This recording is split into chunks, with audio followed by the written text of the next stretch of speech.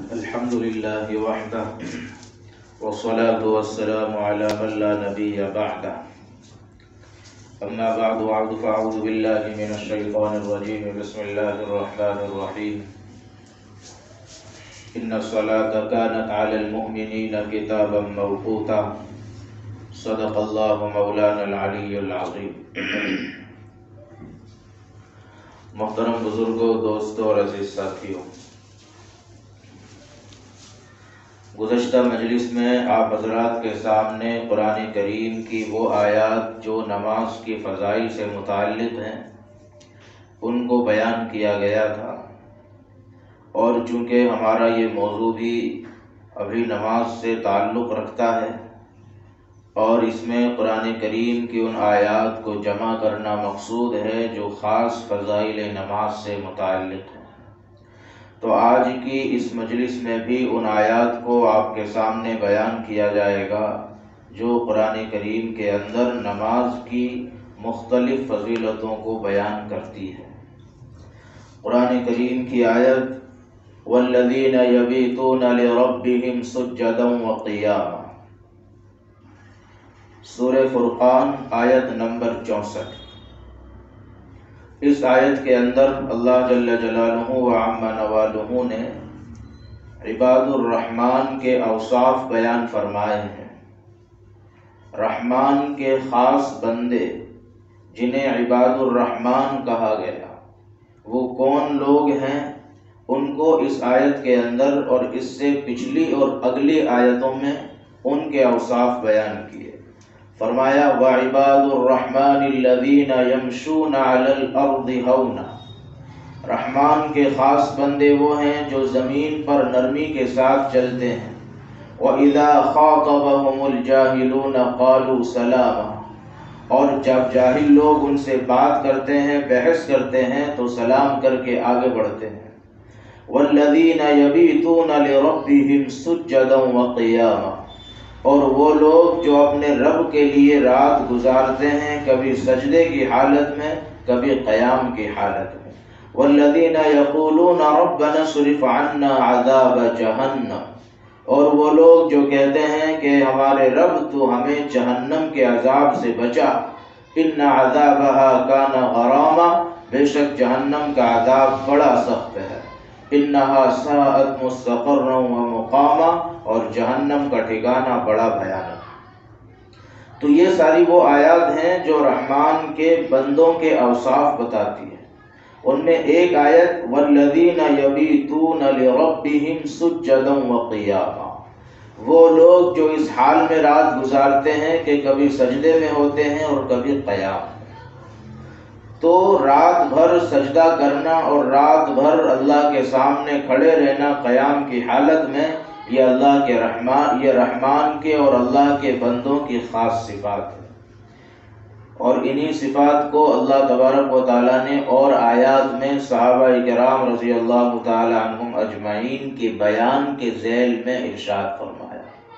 جب صحابہ کرام کا تذکرہ آیا تو ان کی جو اللہ تعالیٰ نے صفات بیان فرمائی کہ صحابہ میں کیا کیا خوبیاں ہیں، صحابہ میں کیا کیا اچھائیاں ہیں، تو ان میں بڑی خوبی اور بڑی اچھائی یہ آئی کہ وہ لوگ رات کبھی سجدے میں گزارتے ہیں، کبھی رکوع میں گزارتے ہیں، کبھی قیام میں گزارتے ہیں۔ تو یہ نماز کی فضیلت ہے کہ رحمان کے خاص بندہ بننے کے لیے آدمی کو نماز کا سہارا لینا پڑے گا، نماز کی عبادت کے ساتھ اپنے آپ کو مشغول اور مربوط کرنا پڑے گا۔ اگلی آیت یا بنی اقم الصلاة وأمر بالمعروف وانہ عن المنکر واصبر علی ما اصابک ان ذلک من عزم الامور، سورہ لقمان آیت نمبر 17۔ حضرت لقمان کے نام پہ سورت اتری قرآن میں، سورہ لقمان۔ حضرت لقمان کے بارے میں علماء کرام کے دو قول ہیں۔ بعض لوگ یہ کہتے ہیں کہ یہ اللہ کے نبی تھے، اور بعض علماء یہ کہتے ہیں کہ یہ اللہ کے نبی نہیں تھے بلکہ یہ ایک حکیم دانا بینا شخص تھے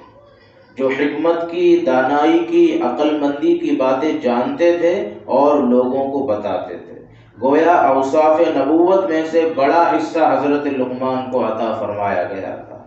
تو اس پوری صورت میں اس کے شروع کے حصے میں اللہ تعالیٰ نے حضرت لقمان کی نصیحتیں بیان فرمائی، اور وہ نصیحتیں جو حضرت لقمان نے اپنے بیٹے کو ارشاد فرمائی، اللہ تعالیٰ کو ان کی یہ نصیحتیں اتنی پسند آئی کہ ان کی نصیحتوں کو قرآن کریم کے اندر جگہ دیتی، اور یہ کہا کہ قیامت تک جو بھی ایمان والا حضرت لقمان کی نصیحت پہ چلے گا، اس پہ عمل کرے گا، اللہ تبارک و تعالیٰ اس کو دنیا آخرت دونوں میں کامیاب کرے۔ تو نصیحتیں ان کی بہت ساری ہے، لیکن اس آیت میں جو نصیحت ہے اس میں 4 چیزیں۔ یا بنی اقیم الصلاۃ، اے میرے بیٹے نماز قائم کر۔ وَأْمُرْ بِالْمَعْرُوفِ، نمبر 2 جہاں رہے اچھائیوں کا حکم کر۔ وَانْهَ عَنِ الْمُنْكَرِ، نمبر 3 جہاں رہے لوگوں کو برائیوں سے روکتا رہے۔ وَاصْبِرْ عَلَىٰ مَا أَصَابَكَ، اور جب تجھے کوئی تکلیف پہنچے تو اس پر صبر کر۔ یہ 4 نصیحتیں اس آیت میں حضرت لقمان نے اپنے بیٹے سے فرمائی۔ پہلی نصیحت نماز کی پابندی، دوسری نصیحت اچھائیوں کا حکم کرنا، تیسری نصیحت برائیوں سے روکنا، اور چوتھی نصیحت تکلیف اور مصیبت کے آنے پر صبر کرنا۔ ان 4 چیزوں کے بیان کرنے کے بعد فرمایا ان ذالک من عزم الامور، یہ کام ہمت کے کاموں میں سے ہے، یعنی یہ 4 کام کرنا ہر کسی کے بس کی بات نہیں ہے۔ جس میں ہمت ہوگی، جس میں طاقت ہوگی، اور جس کے دل میں اللہ کا خوف ہوگا، آخرت کا یقین ہوگا، مرنے کے بعد حساب کتاب کا یقین ہوگا، وہی بندہ یہ 4 کام کرے۔ وہی بندہ نماز کی پابندی کرے گا، وہی امر بالمعروف اور نہی عن المنکر پہ چلے گا، اور وہی بندہ مصیبت اور تکلیف کے آنے پہ صبر بھی کرے گا۔ اگلی آیت ان المسلمین والمسلمات والمؤمنین والمؤمنات والقانتین والقانتات والصادقین والصادقات والصابرین والصابرات والخاشعین والخاشعات والمتصدقین والمتصدقات والصائمین والصائمات والحافظین فروجهم والحافظات والذاکرین اللہ کثیرا والذاکرات اعد اللہ لهم مغفرۃ واجرا عظیما۔ سورہ احزاب آیت نمبر 35۔ اس آیت میں اللہ تعالیٰ نے 10 صفات بیان فرمائی ہیں۔ 10 میں سے ایک صفت کا تعلق نماز کے ساتھ۔ آیت کا پس منظر ایسا ہے کہ ایک صحابیہ اسماء بنت امیس رضی اللہ تعالی عنہا حضور پاک صلی اللہ علیہ وسلم کی خدمت اقدس میں حاضر ہوتی ہیں اور فرماتی ہیں کہ حضور، ہم قرآن کریم کو پڑھتے ہیں، سمجھتے ہیں، ہمیں قرآن میں ایک چیز جو نظر آتی ہے اور جو چیز ہمارے ذہنوں میں سوال اور اعتراض قائم کرتی ہے، وہ یہ ہے کہ قرآن کریم کے اندر اکثر مقامات میں جہاں قرآن کریم لوگوں سے خطاب کرتا ہے تو وہاں مردوں کو مخاطب بناتا ہے، یعنی ہم عورتوں کا تذکرہ قرآن میں نہیں ہوتا، عورت سے قرآن خطاب نہیں کرتا، تو کیا قرآن کریم کے حقدار اور شریعت پہ عمل کرنے کا حکم صرف مردوں کے؟ قرآن میں جو آیتیں آئی ہیں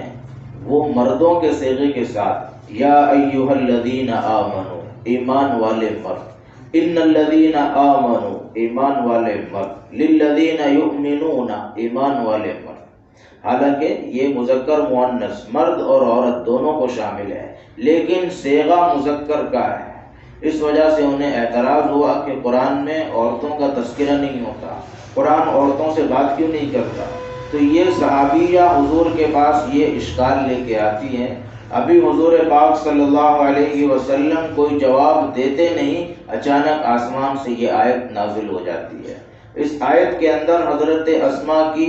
اس شکایت کو اللہ تبارک و تعالیٰ سنتے ہیں اور ان کا حل پیش کرتے ہیں، اور عورتوں کا تذکرہ مردوں کے شانہ بشانہ کرتے ہیں۔ ان المسلمین والمسلمات، اسلام لانے والے مرد اور اسلام لانے والی عورتیں، والمؤمنین والمؤمنات، ایمان لانے والے مرد اور ایمان لانے والی عورتیں، والقانتین والقانتات، فرما برداری کرنے والے مرد، فرما برداری کرنے والی عورتیں، والصادقین والصادقات، سچ بات بولنے والے مرد اور سچی بات بولنے والی عورتیں، والخاشعین والخاشعات، خشوع اختیار کرنے والے مرد اور خشوع اختیار کرنے والی عورتیں، والمتصدقین والمتصدقات، صدقہ کرنے والے مرد اور صدقہ کرنے والی عورتیں، والصائمین والصائمات، روزہ رکھنے والے مرد اور روزہ رکھنے والی عورتیں، والحافظین فروجہم والحافظات، اپنی شرمگاہوں کی حفاظت کرنے والے مرد اور عورتیں،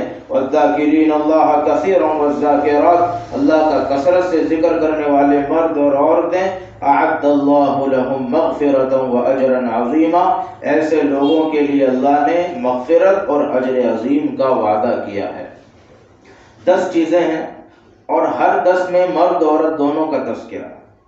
اسلام والے مرد پھر اسلام والی عورتیں، ایمان والے مرد پھر ایمان والی عورتیں۔ تو یہ تذکرہ اللہ تبارک و تعالیٰ نے ان صحابیہ کی شکایت پر اور ان کے اعتراض کو حل کرنے کے لیے کیا۔ خیر محل استشہاد آیت میں جو ٹکڑا ہے، جو جز ہے، وہ ہے والخاشعین والخاشعات، خشوع اختیار کرنے والے مرد اور خشوع اختیار کرنے والی عورتیں، یعنی جو نماز کو سکون کے ساتھ، اطمینان کے ساتھ اور نہایت ہی خوش دلی کے ساتھ، دل اور دماغ کی حاضری کے ساتھ ادا کرتے ہیں، وہ خشوع اختیار کرتے ہیں۔ اسی کا نام خشوع خضوع ہے۔ نماز میں بغیر حرکت کے کھڑے رہنا، سکون اور اطمینان کے ساتھ، دل جمعی کے ساتھ اور دل اور دماغ دونوں کی حاضری کے ساتھ، اسی کا نام خشوع خضوع ہے۔ اور جو لوگ نماز کو حرکت کے ساتھ پڑھتے ہیں، بغیر سکون کے ساتھ پڑھتے ہیں، ان کا دل اور دماغ نماز میں حاضر نہیں ہے، ہاتھ کہیں کہیں استعمال ہوتا ہے، نظریں کہیں کہیں چلتی ہے، زبان کہیں چلتی ہے، صرف نماز میں اٹھک بیٹھک ہوتی ہے، جو عادت ہے اسی کے مطابق اٹھک بیٹھک ہوتی ہے، باقی نماز کی جان، نماز کی روح اور نماز کا خشوع خضوع اس میں حاضر نہیں ہوتا، جس کی بنیاد پہ وہ نماز پرانے کپڑوں میں لپیٹ کے نمازی کے منہ پہ مار دی جاتی ہے۔ تو آیت میں کہا کہ وہ لوگ جو نماز کو سکون کے ساتھ، اطمینان کے ساتھ اور اللہ کے حضور کھڑے ہونے کے یقین کے ساتھ ادا کرنے والے ہیں، ایسے لوگوں کے لیے اللہ کے پاس مغفرت یعنی ان کے گناہوں کی معافی ہے، اور اجر عظیم یعنی بہت بڑا اجر، بدلہ اور ثواب موجود ہے۔ اگلی آیت، یا بنی آدم خذوا زینتکم عند کل مسجد، سورہ اعراف آیت نمبر 31۔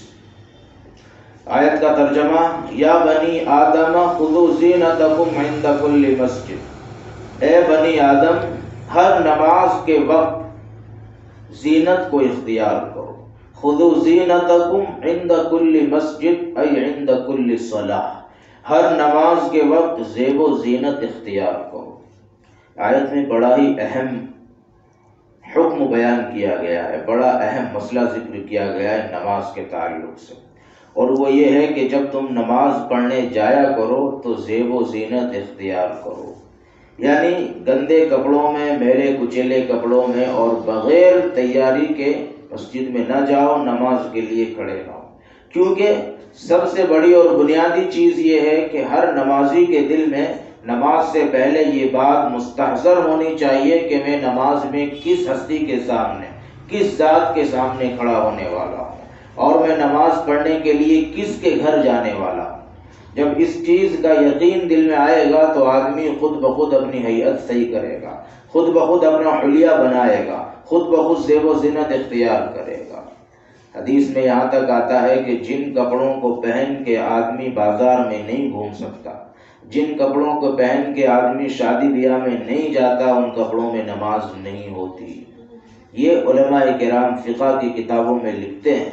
جن کپڑوں کو پہن کے آدمی شادی بیاہ میں جانا پسند نہیں کرتا، ان کپڑوں میں نماز ادا نہیں ہوگی۔ جس لباس کو پہن کے آدمی فنکشن میں اور پرسنگ میں نہیں جا سکتا یا وہ جانا نہیں چاہتا، ان کپڑوں میں اگر وہ مسجد میں آتا ہے اور نماز کی پابندی کرتا ہے تو اس کی نماز ادا نہیں ہوگی۔ لہذا اس آیت سے جو بڑا اہم نماز سے متعلق مسئلہ ہمارے سامنے کھل کے آتا ہے وہ یہ ہے کہ جب بھی نماز کا وقت ہو اور ہمیں نماز ادا کرنی ہو تو سب سے پہلے ہم اپنے حلیے پر، اپنی ہیئت پر، اپنی حالت پر اور اپنے لباس پر غور کریں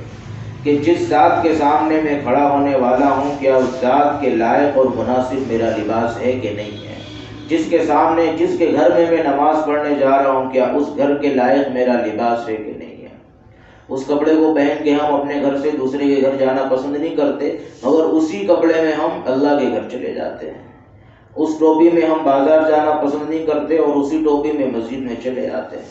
اس لباس کے ساتھ ہم کسی شادی بیاہ میں کسی تقریب میں نہیں جاتے، مگر اسی لباس کے ساتھ ہم اللہ کے گھر میں چلے جاتے اور نماز بھی ادا۔ حالانکہ نماز ہو جاتی ہے، نماز کے لیے کپڑوں کا پاک ہونا شرط ہے، کپڑوں کا صاف ستھرا ہونا شرط نہیں ہے، کپڑوں کا پاک ہونا شرط ہے۔ گندے کپڑے بھی پاک ہو سکتے ہیں، ضروری نہیں ہے کہ صاف ستھرے کپڑے ہی پاک ہوں، گندے کپڑے بھی پاک ہو سکتے ہیں، لیکن یہ مسجد کی اور اللہ کی شان کے خلاف ہے، اور ایک ایمان والے کی شان کے خلاف ہے کہ جب وہ مسجد میں جائے اور ایک اللہ کا عظیم الشان فریضہ اور اللہ کے گھر میں ادا کرنے کی نیت سے وہ جا رہا ہے اور اس کی حالت مسجد کے لائق نہیں ہے، اس کا لباس اور اس کا حلیہ اللہ کے گھر کی شان کے لائق نہیں ہے، اور وہ اسی حالت میں مسجد میں جا کے نماز ادا کرتا ہے، تو مسجد میں اللہ کا گھر ہے، اس میں فرشتے بھی موجود ہوتے ہیں۔ فرشتے اتنی حساس مخلوق ہے اللہ کی، بہت دور سے خوشبو بھی سونگھ لیتے ہیں اور بدبو بھی سونگھ لیتے ہیں، آدمی کے بدن کی بھی اور اس کے کپڑوں کی بھی۔ مہک جو نکلتی ہے چاہے وہ اچھی ہو یا بری ہو، مسجد میں فرشتے 24 گھنٹے حاضر رہتے ہیں، وہ نمازیوں کے بدن کی اور کپڑوں کی مہک سونگھ لیتے ہیں۔ جس کے کپڑے اور جس کے بدن سے صحیح اور اچھی مہک آتی ہے اس کو دعا دیتے ہیں،